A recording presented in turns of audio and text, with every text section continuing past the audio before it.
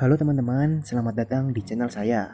Ya, kali ini saya akan membagikan pengalaman penonton saya tentang drama Jepang yang berjudul Ship of Theseus.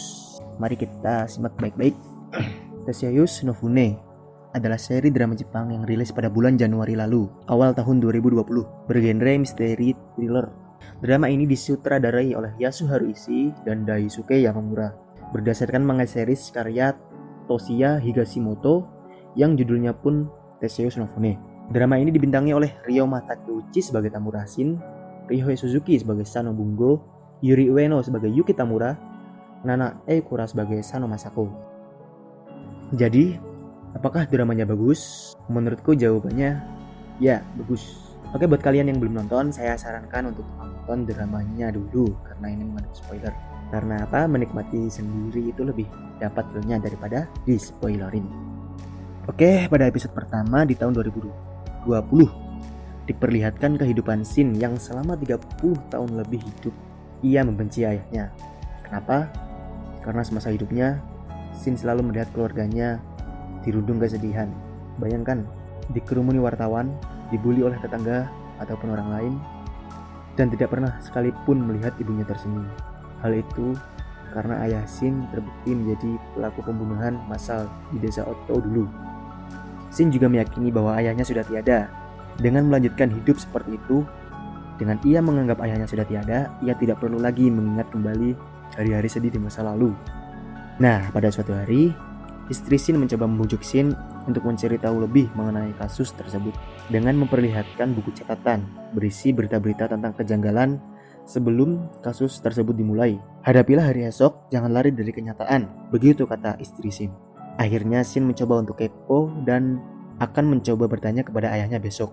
Sebelum bertemu ayahnya di penjara, ia mencoba mendatangi makam desa Oto, tempat kejadian perkara pembunuhan, dan disinilah kisah dimulai. Shin kembali ke tahun 1989 melalui badai salju di Cenotap. Cenotap itu seperti makam penanda, tidak ada mayatnya di situ, cuma makam penghormatan. Unik sih perjalanan waktunya karena seperti badai salju gitu. Nah, saat masa lalu, aku suka banget adegan Shin pertama kali bertemu dengan Sano, ayahnya. Di sini terlihat Shin sangat emosional, keren sih aktingnya Ryoma Takeuchi. Bayangkan bro, lu selama hidup belum pernah bertemu apalagi kenal dengan bapakmu, ayahmu, lalu dunia mengatakan bahwa ayahmu adalah seorang pembunuh. Damn, pasti pikiranmu kacau seperti orang kebingungan. Dengan membawa bekal informasi sedikit, Shin harus berhati-hati dalam bertindak. Mungkin kalian yang sudah menonton pasti berpikir, si MC ini kebanyakan mikir anjir. Tapi memang harus banyak pertimbangan deh. Karena sekali suatu peristiwa di masa lalu terjadi, masa depan pun ikut berubah. Ya biasalah ciri-ciri film time travel begitu. Ingat, tujuan Shin untuk melindungi keluarganya. Jadi ya dalam kondisi yang dirugikan. Identitas dia harus disembunyikan, apalagi motifnya, karena jika ketahuan ya sama aja. Di desa dia sudah dicurigai membunuh Chinatsu-chan, gadis kecil yang di gudang. Tentu situasinya makin terbojok. Lalu bagusnya drama ini, petunjuk-petunjuknya terhubung satu sama lain, saling mengalir. Informasi yang didapat masih sedikit. Semua warga juga masih berkemungkinan ditunjuk sebagai pelaku sebenarnya. Jadi diberi klip di mana penonton dapat menebak si pelaku. Yo, siapa yang nebaknya benar? Seperti episode pertama, kecurigaan Shin kepada ayahnya sudah hilang. Episode kedua, ada tersangka baru. Namun bukan dia pembunuhnya, dia malah bunuh diri. Di episode ketiga, Shin kembali ke masa depan. Masa depannya itu setelah berubah, malah lebih kacau dari sebelumnya pokoknya. Drama ini alurnya tidak terlalu cepat dan mudah dipahami. Mengapa dan jawabannya pun terjawab secara perlahan. Rasanya ya guys, nonton drama ini tuh gak bisa ditunda. Kalau ditunda pasti kepikiran terus yang di kepala apa yang bakal terjadi selanjutnya. Bisa dibilang drama ini menarik. Akhirnya tersangka pertama ketahuan. Dan pasti kita semua nebaknya keliru. Siapa sangka yang jadi pembunuhnya adalah si Mikio. Jujur, aku juga kaget. Anjir, penulisnya bangke. Tapi justru itu bumbu rahasianya. Si bocil ini pinter dan licik memainkan perannya.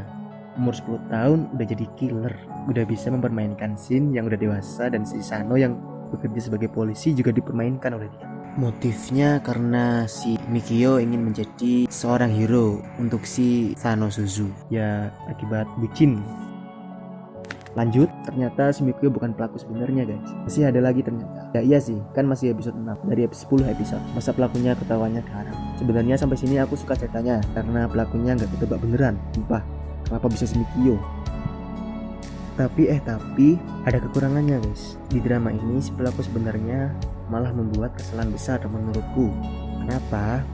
Karena si pelaku sebenarnya memberi si Sano dan Shin petunjuk tentang poster festival di tahun 1977. Dan setelah dilacak, ada satu warga yang dicurigai yaitu si Tanaka yang terlibat di festival tersebut. Mungkin ya aku sudah menaruh si dia sebagai pelakunya sebesar 50%. Tapi drama ini semua bisa terjadi. Mungkin ada kejutan lagi, bukan dia pelakunya. Aku tetap mengikuti alur cerita. Kenapa alurnya jadi biasa aja ya? Gitu sekilas pemikiran. Akhirnya diambil beneran si Tanaka pelakunya.